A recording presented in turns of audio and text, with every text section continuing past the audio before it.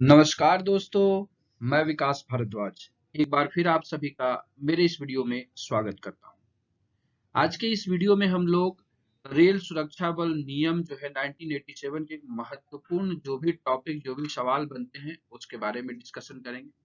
Video शुरू करने से पहले मैं आपको बता दूं कि आप मेरे वेबसाइट www.rpfldc.com पर समय-समय पर विजिट करते रहें ताकि जो भी कंटेंट वहां पर अपलोड किया जाता है या आपके लिए दिया जाता है वो काफी महत्वपूर्ण होता है और आप वहां से भी अपने सिलेबस को कवर कर सकते हैं। तो आज की इस वीडियो को मैंने ऑब्जेक्टिव टाइप में रखा है, साथ ही साथ ऑब्जेक्टिव के साथ कुछ सब्जेक्टिव अगर डिस्कशन है जहां से सवाल बन सकते हैं तो उसे भी मैंने कवर किया है। तो चलिए देखते हैं आज की वीडियो का पहला सवाल। वीडियो शुरू करने से पहले अगर आप चैनल पर पहली बार आए हैं सब्सक्राइब करके ऑल नोटिफिकेशन ऑन कर दीजिए ताकि ये सारे वीडियोस आपको जो है समय पर मिलते रहे। चलिए देखते हैं आज का पहला सवाल।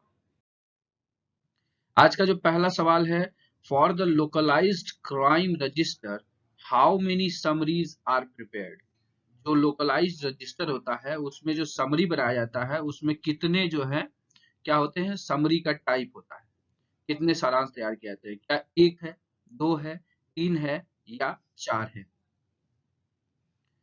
तो इसका क्या होगा दोस्तों, इसका सही उत्तर है दोस्तों ऑप्शन नंबर बी, दो प्रकार की समरी बनाई जाती है।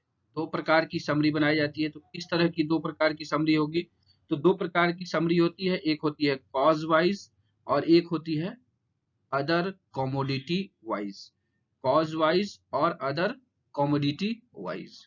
तो चलिए देखते हैं अब इसमें क्या क्या चीजें हैं, कॉज वाइज में क्या क्या चीजें हैं।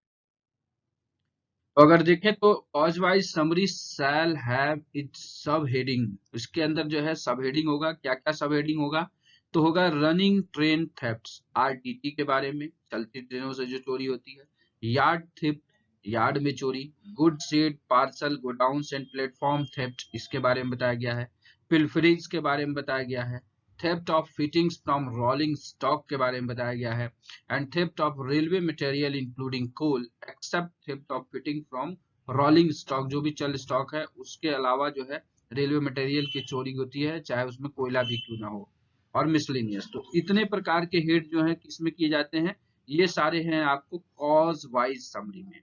अब बचता है कॉमोडिटी वाइज समरी। चलते हैं अगले सवाल पर। नेक्स्ट सवाल है, the list of the commodities for the localized crime register is specified by who. जो स्थानीय अपराध रजिस्टर है उसमें वस्तुओं की जो सूची तैयार की जाती है, निर्दिष्ट की जाती है, किनके द्वारा की जाती है, क्या वो डीजी महोदय के द्वारा, पीसीएससी के द्वारा, सीनियर डीएससी के द्वारा या जीएम के द्वारा। इसका सही उत्तर है दोस्तों पीसीएससी के द्वारा। जो पीसीएससी है वो कॉमोडिटी वाले जो है पोर्शन का बताते हैं कि किस किस चीजों को कॉमोडिटी वाले में रखा जाएगा। चलते हैं आगे। तीसरा सवाल है, seizure and recoveries of railway property is described in which RPF rule या रूल ऑफ आरपीएफ। रेलवे संपत्ति का अभिग्रहण और बरामद किया जाना आरपीएफ के किस नियम में वर्णित है, क्या ये रूल 221, 221, रूल 225, रूल 223, 223 या रूल 224 में वर्णित है, किसमें है। इसका सही उत्तर है दोस्तों ऑप्शन नंबर सी, रूल 223 में इसके बारे में बताया गया है, seizure and recovery of railway property के बारे में। चलेंगे आगे। अगला सवाल है, procedure for dealing with shortage is described under which rule of RPF. जो कमी के संबंध में कार्रवाई करने के लिए जो प्रक्रिया है वो आरपीएफ के किस नियम में वर्णित है, क्या ये रूल 221 में है, 222 में है या रूल 223 में है या रूल 224 में है। तो इसका सही उत्तर है दोस्तों ऑप्शन नंबर डी, रूल 224 में कमी के संबंध में प्रक्रिया के बारे में बताया गया है। तो चलिए देखते हैं जो कमी के संबंध में प्रक्रिया है उसमें क्या क्या चीजें हैं। Procedure for dealing with shortage के बारे में बताया गया है 224 में। तो 224 के हम सब क्लॉज को देखेंगे। तो पहला कहता है 224 के 1 में है शॉर्टेज फ्रॉम रीसील्ड वैगन। अगर आपसे सवाल पूछा जाता है कि शॉर्टेजेस फ्रॉम रीसील्ड वैगन जो है is described in which section of RPF rule, तो आंसर इज 224 क्लॉज 1। वहीं पूछ देता है shortage from seal intact wagon, तो ये हो जाएगा 224। सील है, इंटैक्ट है और उससे चोरी हो गई है, तो वो 2242 में बताया गया है। अब इसमें भी दो प्रकार की चोरी है। 224 के क्लॉज 2 के सब क्लॉज ए में अगर देखा जाए तो फुल पैकेज ऑफ शॉर्टेज मतलब पूरा पैकेज चोरी हो गया, पूरा माल चोरी हो गया, या पार्शियल शॉर्टेज के बारे में बताया गया, आंशिक चोरी के बारे में। 224 के क्लॉज 4 में बताया गया है shortage reported from the brake vans, जो ब्रेक वान है उसमें से चोरी हो गई है। तो और 224 के 3 में बताया गया है शॉर्टेज फ्रॉम ओपन वैगन और बॉडी पैनल कट और डोर क्रिवाइसेस, मतलब कि ओपन वैगन से अगर चोरी होता है तो उसके बारे में बताया गया है। बॉडी पैनल कट, अगर बॉडी पैनल कट करके चोरी किया गया है तो उसके बारे में, जैसे आप देखते हैं कि बाथरूम से बॉडी पैनल कट करके चोरी किया जाता है। और डोर क्रिवाइसेस के बारे में, मतलब डोर के बीच जो दरार है उससे चोरी हो गई हो। और 224 के क्लॉज 4 में है shortage reported from brake vans के बारे में। पांचवा सवाल देखते हैं, transfer of cases described in which rule of RPF, जो मामलों का स्थानांतरण करते हैं, चोरी हो गई है उसके स्थानांतरण के बारे में बताया गया है। क्या 226, 227, 228 या 229 में? बहुत ही आसान सवाल और बहुत ही महत्वपूर्ण। ऑप्शन नंबर ए इसका सही उत्तर होगा। रूल 226 में बताया गया है। जहां कहीं भी आपको उत्तर में गलती लगती है या शंका है तो आप कमेंट करिएगा, उसे ठीक करके फिर आपके लिए पीडीएफ उपलब्ध करा दिया जाएगा। चलते हैं आगे। तो ये ट्रांसफर ऑफ केसेस वाला जो पार्ट है उसके बारे में हम लोग देखते हैं। तो 226.2 में क्या लिखा हुआ है, from one post to another post in the same division. अगर पूछा जाता है कि ट्रांसफर ऑफ केसेज में स्पेसिफाइड किया गया कि पोस्ट टू पोस्ट ट्रांसफर होगा सेम डिवीजन में, उस किस में नियम में वर्णित है, तो 226.2 में बताया गया है। एंड सेकंड वन कहता है 226.3 cases to be transfer to the other division, मतलब एक डिवीजन से दूसरे डिवीजन में जो ट्रांसफर किया जाएगा उसके बारे में 226.3 में है। एंड नेक्स्ट वन है 226.4 cases to be transfer to other zonal railways, मतलब एक जोन से दूसरे जोन में ट्रांसफर के बारे में बताया गया है। तो सब क्लॉजेस से अगर सवाल बनता है तो आप इन चीजों को भी याद रखिए। मैंने पूरी तरीके से एक कवर करने की कोशिश की है एक ही वीडियो में, ताकि दोबारा फिर आपको वीडियो देखने की कोई जरूरत ना हो, आपका पूरा सिलेबस, पूरा रूल इससे रिवाइज हो जाए जो इम्पोर्टेंट है। वैसे ही अब एक पार्ट है, इसका पिछला पार्ट जो है उसे फिर से लाया जाएगा, जिसमें कि और भी महत्वपूर्ण जो भी चीजें है उसे कवर कर दिया जाएगा, ताकि आपके लिए कहीं से भी किसी भी प्रकार से सवाल के गलत होने की कोई गुंजाइश न बचे। चलेंगे आगे। छठा सवाल है, reconciliation of transfer cases is described in which rule. अंतरिम मामलों में का सामंजस्य जो है वो किस नियम में वर्णित है? क्या रूल 226 में, 227 में, 228 में या 229 में? सही उत्तर है दोस्तों ऑप्शन नंबर बी। रूल 227 में रिकॉन्सिलिएशन ऑफ ट्रांसफर केसेस के बारे में बताया गया है। चलते हैं आगे।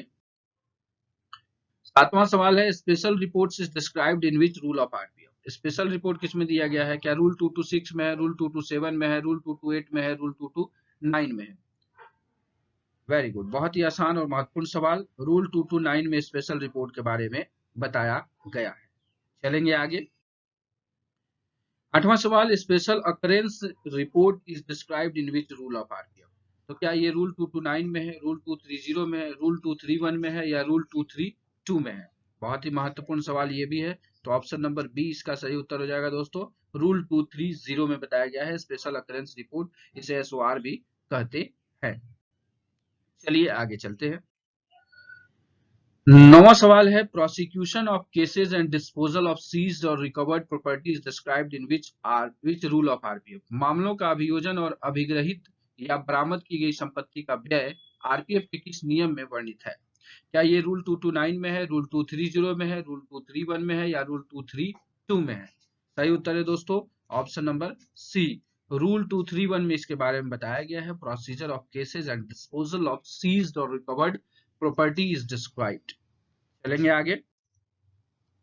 Monthly crime review is described in which rule of RPF. छपेगा सवाल आपके लिए महत्वपूर्ण है। रूल 229, 230, 231 या 232 में? सही उत्तर है दोस्तों ऑप्शन नंबर डी, रूल 232 में है। आप मंथली क्राइम रिव्यू में और चीजें देखिए कि डिवीजन से जोन में कब जाता है एंड जोन से रेलवे बोर्ड में जो है वो कब आता है। इस डेट को जरूर याद रखिएगा, प्रथम सप्ताह में जोन में और सेकंड जो है 15 तारीख से पहले तक जो है उसे कहाँ लाया जाता है, तो उसे लेके जाया जाता है डीजी महोदय के पास। तो चलिए देखते हैं, जो मंथली क्राइम रिव्यू है उसे डिस्क्राइब किया गया है रूल 232 में। आप इसके बारे में सारी चीजें जानकारी देख लीजिए। चलेंगे अगले सवाल पर। 11वां सवाल है, reward and award are described in which chapter of RPF. जो इनाम और पुरस्कार है वो आरपीएफ के किस अध्याय में है? क्या चैप्टर 14 में है, चैप्टर 15 में है, चैप्टर 16 या चैप्टर 17 में है? सही उत्तर है दोस्तों ऑप्शन नंबर बी, चैप्टर 15 में इसके बारे में बताया गया है। चलेंगे आगे। 12वां सवाल है, power to grant monetary reward is described in which rule of RPF? Rule 233, rule 234, rule 235 या रूल 236 में इसके बारे में बताया गया है। धनीय इनाम मंजूर करने की शक्ति, तो ये क्या 233 में है? सही उत्तर है दोस्तों ऑप्शन नंबर ए, 233 में जो है power to grant monetary reward के बारे में बताया गया है। चलेंगे आगे। 13वां सवाल है, eligibility for monetary reward is described in which rule of RPF? तो मौद्रिक जो है, जो धनीय पुरस्कार है, उसके लिए जो पात्रता है वो किस नियम में वर्णित है? क्या रूल 233 में, रूल 234, रूल 235 या रूल 236 में बताया गया है? सही उत्तर है दोस्तों रूल 234 में इसके बारे में बताया गया है। चलेंगे आगे। 14वां सवाल है आपके लिए, authorities competent to grant monetary reward is described in which rule of RPF?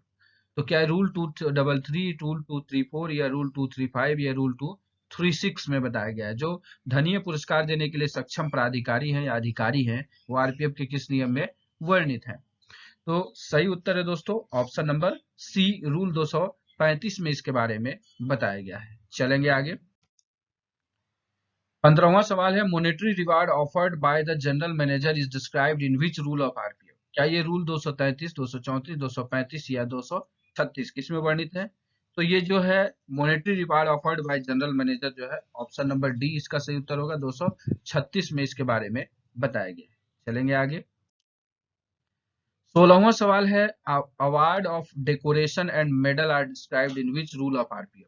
क्या ये रूल 237, 238, 239, 240 किस में वर्णित है? अलंकरण और पदक पुरस्कार जो है वो किस नियम में है? तो इसका सही उत्तर है दोस्तों ऑप्शन नंबर ए, 237 में इसके बारे में बताया गया है। चलेंगे इसके अगले सवाल पर।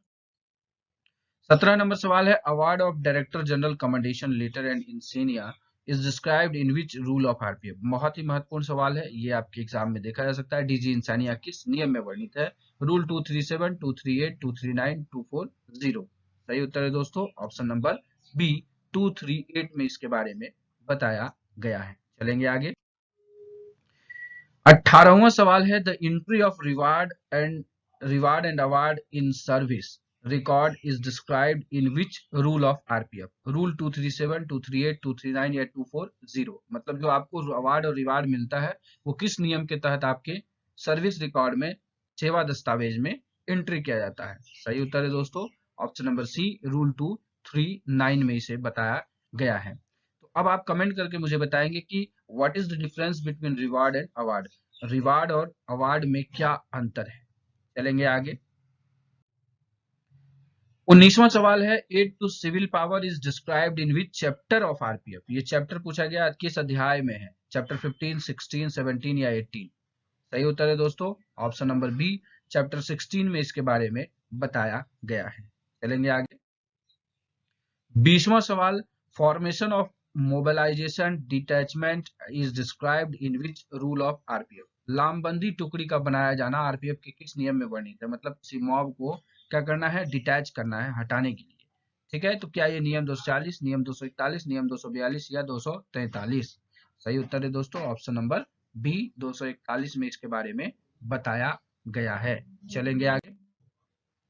21 नंबर सवाल है, dispersal of unlawful assembly is described in which rule of RPF? क्या ये रूल 240, 241, 242, 243? विधि विरुद्ध जमाव को तितर बितर करना आरपीएफ के किस नियम में वर्णित है? तो सही उत्तर है दोस्तों ऑप्शन नंबर डी, 243 में इसके बारे में बताया गया है। तो आप कमेंट करके मुझे बताएंगे कि विधि विरुद्ध जमाव जो है आईपीसी के किस धारा में परिभाषित है। चलेंगे आगे। आगे चलने से पहले हम देखेंगे कि जो हमारा डिस्पर्सल ऑफ अनलॉफुल असेंबली है उससे संबंधित जो क्लॉजेज हैं वो क्या कहता है। तो सबसे पहले है 243 के क्लॉज 1 में है डेपुटेशन ऑफ मजिस्ट्रेट, मजिस्ट्रेट को डेपूट करना। 2432 में है action in the absence of magistrate, अगर मजिस्ट्रेट डेपूट नहीं हो पाया है समय से तो what type of action is to be taken by the forces, मतलब फोर्सेस कैसा जो है आरपीएफ कैसे उस पर एक्ट करेगी। एंड 243.3 में है यूज ऑफ फोर्स, मतलब फोर्स का कैसे हम यूज करेंगे। एंड 243 क्लॉज 4 में दिया है ओपनिंग ऑफ फायर, तो what type of condition is to be made या वाज टू बी मेड या विल टू बी मेड कि आपको ओपनिंग ऑफ फायर किया जाएगा, मतलब आपको गोली चलाने की आवश्यकता पड़ती है। चलेंगे 243.5 में रेस्पॉन्सिबिलिटीज ऑफ एग्जीक्यूटिव मजिस्ट्रेट के बारे में बताया गया है। एंड 243 क्लॉज 6 में है रेस्पॉन्सिबिलिटी ऑफ डिटैचमेंट कमांडर के बारे में। एंड 243.7 में है action after the dispersal of the mob. तो इस पॉइंट को आप जरूर याद रखिए, मे भी अगर सवाल आपके पॉइंट से आता है तो आप बस इतना ही याद रखेंगे तो सवाल हल कर लेंगे। चलते हैं आगे। 22वां सवाल है procedure when force open fire in exercise of the right of defence of person और properties to is described in which section, मतलब कि वह प्रक्रिया जब बल व्यक्ति या संपत्ति की प्रतिरक्षा के अधिकार का प्रयोग करने में गोली चलाता है, मतलब गोली चलाने के लिए बताया गया है कि कब होगा इन सब कंडीशन में। तो रूल 245, 246, 247 या 248 में बताया गया है। सही उत्तर है दोस्तों ऑप्शन नंबर बी 246 में इसके बारे में बताया गया है। चलेंगे आगे। 23वां सवाल है plans and protection are described in which chapter of RPF, किस अध्याय में वाद और संरक्षण, वाद पत्र और संरक्षण को परिवर्णित किया गया है। तो चैप्टर 14, 15, 16 या 17। सही उत्तर है दोस्तों ऑप्शन नंबर डी चैप्टर 17 में इसके बारे में बताया गया है। चलते हैं आगे। 24 नंबर सवाल है plans are described in which rule of RPF, जो वाद पत्र है वो आरपीएफ के किस नियम में वर्णित है या परिभाषित है या बताया गया है। क्या ये रूल 246, 247, 248, 249 है। सही उत्तर है दोस्तों ऑप्शन नंबर ए 246 में इसके बारे में बताया गया है। चलते हैं अगले सवाल पर। 30वां सवाल है public complaints against the misconduct of the members of the force is described in which chapter of RPF, जो बल सदस्यों के अवतार के विरुद्ध लोक शिकायत, मतलब आप अपने कार्य पर तैनात हैं और कोई पब्लिक कंप्लेंट आपके थ्रू आता है तो वो किस नियम में उसके डिस्पर्सल के बारे में बताया गया है, किस प्रकार की कार्रवाई होती है। तो रूल 245, 246, 247 या 248। तो सही उत्तर है दोस्तों ऑप्शन नंबर डी 248 में इसके बारे में बताया गया है। तो अब जो कंप्लेंट किसके विरुद्ध है और कौन अफसर उसे देखता है उसके बारे में हम लोग अब देखेंगे। तो यहाँ है members of the force against हुम कंप्लेंट रिसीव, किसके अगेंस्ट में कंप्लेंट रिसीव हुआ है और उसकी इंक्वायरी कौन करेगा। तो अगर कांस्टेबल और हेड कांस्टेबल है, नायक पद को एबॉलिश कर दिया गया है, तो कांस्टेबल और हेड कांस्टेबल होगा तो उसके लिए इंस्पेक्टर और उससे ऊपर के रैंक को। सब इंस्पेक्टर और असिस्टेंट सब इंस्पेक्टर है तो उसके लिए of the above the rank of assistant commandant, मतलब असिस्टेंट कमांडेंट और उससे ऊपर। और इंस्पेक्टर या एएससी के विरुद्ध जो है अगर कंप्लेन किया गया है तो सिक्योरिटी कमिश्नर और उससे ऊपर। एंड सिक्योरिटी कमिश्नर और अबव का अगर है तो प्रिंसिपल चीफ सिक्योरिटी कमिश्नर और चीफ सिक्योरिटी कमिश्नर और the deputy chief commissioner security commissioner if so authorised by him, जिसको ऑथराइज किया जाता है। तो ये हम लोगों ने देखा मेंबर अगर किसी के विरुद्ध कंप्लेन आता है तो उसकी इंक्वायरी ऑफिसर, तो मे भी सवाल आपको ऐसे भी मिल सकते हैं। चलेंगे आगे। आगे जो है अब देखते हैं हम लोग जो public complaint against the misconduct of the member of the force है उसके सब क्लॉजेज में क्या है। तो 248.2 में क्या दिया है, कंप्लेंट सेल के बारे में बताया गया है, कंप्लेंट सेल गठित किया जाता है।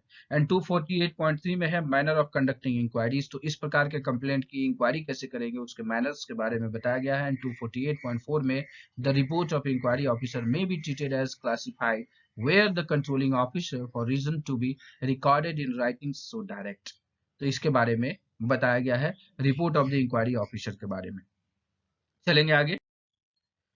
26वां सवाल protection being an armed force of union is described in which rule of RPF, बहुत ही महत्वपूर्ण सवाल है, ये हर जगह है, रूल में है, एक्ट में है, आपको सीआरपीसी में है, तो सब जगह के बारे में आपको इसके बारे में याद रखना है कि संघ का सशस्त्र बल रहते हुए संरक्षण जो है यहाँ पूछा गया है आरपीएफ के किस नियम में है। क्या ये 253, 254, 255 या 256 में। सही उत्तर है दोस्तों ऑप्शन नंबर सी 255 में इसके बारे में बताया गया है। मेरी तरफ से यह वीवीआई सवाल है, आपके एग्जाम में आएगा। चलेंगे आगे। 27वां सवाल है protection where a member of the force has open fire. अगर मेंबर ऑफ द फोर्स है उसे फायर ओपन करने का कंडीशन पहले हमने देखा, लेकिन अगर उसने फायर ओपन कर दिया है तो उसे संरक्षण मिलता है, प्रोटेक्शन है। तो किस नियम में वर्णित है? क्या नियम 253, 254, 255 या 256? सही उत्तर है दोस्तों ऑप्शन नंबर डी 256 में इसके बारे में बताया गया है। चलेंगे आगे। 28वां सवाल है liaison is described in which chapter. जो लाइजन है, संपर्क है, वो किस चैप्टर में है? चैप्टर 18, 19, 20 या 21 में? सही उत्तर है दोस्तों ऑप्शन नंबर ए चैप्टर 18 में लाइजन के बारे में बताया गया है। चलते हैं आगे। Liaison with the civil administration of state is described in which rule of RPF. जो आरपीएफ का नियम है उसके किस नियम में राज्य के सिविल प्रशासन से जो हम संपर्क बनाते हैं उसके बारे में बताया गया है? तो रूल 256, 257, 258 या 259? सही उत्तर है दोस्तों ऑप्शन नंबर बी 257 में उसके बारे में बताया गया है। चलते हैं आगे। आगे चलने से पहले हम लाइजन के सारे सेक्शन, सारे रूल को देख लेते हैं। तो 258 liaison with police, 259 periodical meeting with police, मतलब कैसे किस किस पीरियड में हम पुलिस से मीटिंग करते हैं, 15 दिन, 7 दिन, जो भी है इसका डिस्क्राइब किया हुआ है उसके बारे में। And liaison with other railway department 260 बहुत ही इंपॉर्टेंट है। इसी के कारण जो है हमारे कर्तव्य में भी यह बताया गया है कि हमें अपने जो है सिस्टर डिपार्टमेंट है उससे जो है क्या करना है, लाइजन बना के रखना है। एंड 261 दैट इज मिसलेनियस, प्रकीर्ण या विविध कहिए, उसके बारे में बताया गया है। चलेंगे आगे। 30वां सवाल है special welfare measures is described in which chapter of RPF. जो स्पेशल वेलफेयर मेजर्स है वो किस नियम में, किस अध्याय में बताया गया है? तो चैप्टर 18, चैप्टर 19, चैप्टर 20 या चैप्टर 21 में? सही उत्तर है दोस्तों ऑप्शन नंबर बी चैप्टर 19 में उसके बारे में बताया गया है। चलेंगे आगे। 31 नंबर सवाल है institution and regulation of welfare funds and scheme is described in which rule of RPF. जो कल्याण कोष और योजनाओं का जो संस्थानों का विनिमय है उसके बारे में किस नियम में बताया गया है? क्या ये नियम 261 है, 262 है, 263 है या 264 है? सही उत्तर है दोस्तों ऑप्शन नंबर बी 262 में इसके बारे में बताया गया है। चलेंगे आगे। आगे है कोऑपरेटिव हाउसिंग सोसाइटी के बारे में जो है किस नियम में बताया गया है? कर्मचारी सहकारी आवास सोसाइटी जो है, क्या ये नियम 261, 262, 263, 264 किस में बताया गया है? तो सही उत्तर है दोस्तों ऑप्शन नंबर सी 263 में इसके बारे में बताया गया है। चलेंगे आगे। मेसेज एंड कैंटीन, जो अपना मेस और कैंटीन चलता है वो किस नियम में वर्णित है? क्या ये नियम 261, 262, 263, 264 किस में वर्णित है? तो सही उत्तर है दोस्तों ऑप्शन नंबर डी 264 में इसके बारे में बताया गया है। चलेंगे आगे। बहुत ही महत्वपूर्ण सवाल है court of inquiry is described in which rule of RPF. छपेगा आपके एग्जाम में रूल 265, 266, 267, 268। सही उत्तर है दोस्तों ऑप्शन नंबर ए जांच न्यायालय 265 में बताया गया। अब जांच न्यायालय के 265 में क्या क्लॉजेज है उसके बारे में हम लोग देखेंगे, उसके बारे में देखते हैं। 265 में है court of inquiry. Court of inquiry के 265 के एक में है व्हेन टू बी हेल्ड, कब इसे बनाया जाएगा। तो कंडीशन बहुत सारे हैं इसमें, तो उस कंडीशन के बारे में बताया गया है 2652 में। A court of inquiry shall invariably be held in case of. तो 262 का 2 जो रेड ग्रेड है ये बहुत ही इंपॉर्टेंट है। इसे मैंने उस इंपॉर्टेंट से भी मोस्ट इंपॉर्टेंट बनाया है। तो किस कंडीशन में है? तो आपको पता है कि अगर किसी फोर्स मेंबर का नेचुरल डेथ हो जाता है या किसी मेंबर ने फायर ओपन कर दिया है या गोली चला दिया है, चाहे वो एक्सीडेंटल हो या फिर ऑपरेशनल हो, या फिर अगर कोई फोर्स मेंबर की ड्यूटी के दौरान या किसी भी कंडीशन में उसकी पार्शियल डिसेबिलिटी हो जाती है, who is not able to do duty या able to perform his duty, then court of inquiry will constituted और उसके बाद उससे फैसला लिया जाता है कि क्या कुछ उसके बारे में किया जाएगा, आगे उसके बारे में क्या निर्णय लिया जाता है फोर्स के बारे में। अगर किसी प्रकार के फिनेंशियल इरेगुलरिटीज हो जाता है, जैसे कि कोई व्यय करने का खर्च है लेकिन उसे जहां करना चाहिए था वहां नहीं किया गया है, तो इस प्रकार की अगर इरेगुलरिटीज को नोट किया जाता है तो उसमें भी कोर्ट ऑफ इंक्वायरी किया जाता है। किसी प्रकार की लॉसेज हो जाती है, theft and miss appropriation of properties हो जाता है, तो इन सब कंडीशंस में क्या है, कोर्ट ऑफ इंक्वायरी को गठित किया जाता है। एंड 265 क्लॉज 3 में क्या है, कंपोजिशन, कि what is the composition of court of inquiry. तो a court of inquiry shall consist of an officer as presiding officer. ये कहा गया है कि एक ऑफिसर जो प्रिसाइडिंग ऑफिसर मतलब पीठासीन अधिकारी होगा, not below the rank of inspector, वो इंस्पेक्टर के नीचे नहीं होगा और उससे एबव ही होगा, इंस्पेक्टर या इंस्पेक्टर से एबव होगा, and at least 2 other member of appropriate ranks, तो जो भी अप्रोप्रिएट रैंक है और 2 आदमी होंगे, मतलब 1 प्रिसाइडिंग ऑफिसर और 2 अदर रैंक के मेंबर यहाँ पर रहते हैं। चलेंगे आगे। आगे देखें तो 265 के क्लॉज 4 में दिया हुआ है असेंबली के बारे में। असेंबली के बारे में दिया गया है, तो उसमें क्या है, a court of inquiry may be assembled by order and assistant security commissioner or any officer or authority superior to him, मतलब कि असिस्टेंट सिक्योरिटी कमिश्नर ही आदेश देगा असेंबल होने की, या फिर कोई ऑफिसर जो उससे सुपीरियर हो वो देगा। एंड 265 के क्लॉज 5 में असेंबली ऑर्डर के बारे में, मतलब कब असेंबल होगा, किस प्रकार से होगा। एंड 265 के 6 में procedure of court of inquiry, ये भी महत्वपूर्ण, उसके बारे में बताया गया है। 265 क्लॉज 7 में है the time limit of completion of inquiry, तो कंप्लीशन ऑफ इंक्वायरी के बारे में बताया गया है within a period of 3 weeks from the date of assembly of the court of inquiry.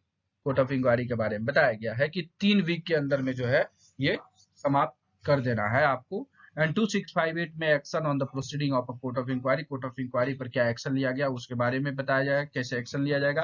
And 265 के 9 में क्या है, copy of court of inquiry proceedings, उसके कॉपी के बारे में बताया गया है। चलिए देखते हैं आगे। 36वां सवाल है, inspection of offices and units of the force is described in which rule of RPF, जो समय समय पर हमारे उच्च अधिकारी हाई अथॉरिटीज जो है वो क्या करते हैं, इंस्पेक्शन करते हैं, वो किस नियम के तहत करते हैं, क्या नियम 265, 266, 267 या 268? सही उत्तर है दोस्तों ऑप्शन नंबर बी 266। चलेंगे आगे। 37 नंबर सवाल है, record and register is described in which rule of RPF, क्या 265 में, 266, 267 या 268 में? सही उत्तर है दोस्तों ऑप्शन नंबर डी 268 में इसके बारे में बताया गया है। चलेंगे आगे। 38 नंबर सवाल है, guard of honour is described in which rule of RPF, 268, 269, 270, 271?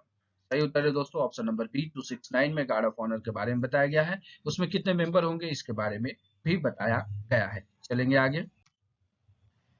39 number सवाल है, static guards is described in which rule of RPF, static guard किसमें है, 268, 269, 270, 271 किसमें वर्णित है?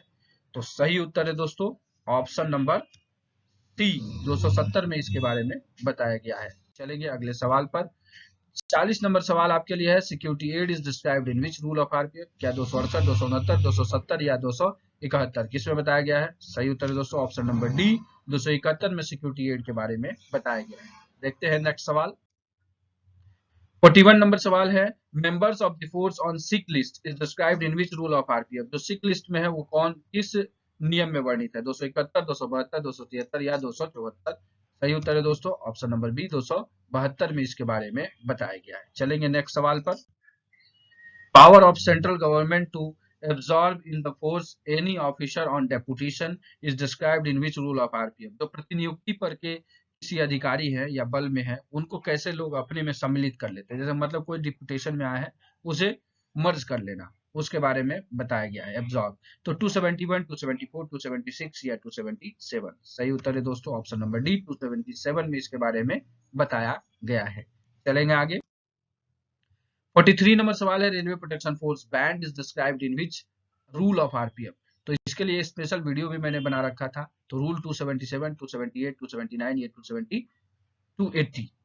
सही उत्तर है दोस्तों ऑप्शन नंबर बी 278 में इसके बारे में बताया गया है। चलेंगे नेक्स्ट सवाल जो सेकंड लास्ट सवाल होगा।